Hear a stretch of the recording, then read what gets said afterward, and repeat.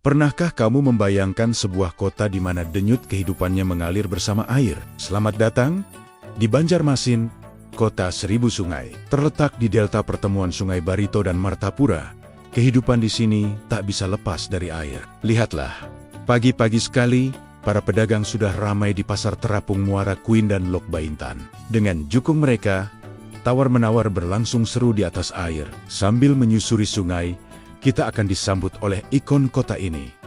Patung bekantan yang gagah dan menara pandang siring yang megah, serta rumah-rumah lanting unik di tepiannya. Jangan lupa cicipi soto Banjar yang legendaris dan kagumi indahnya kain sasirangan yang berwarna-warni. Fakta uniknya, Banjarmasin ini dipengaruhi posang suret air laut, dan solidaritas pemadam kebakarannya bahkan pernah memecahkan rekor muri.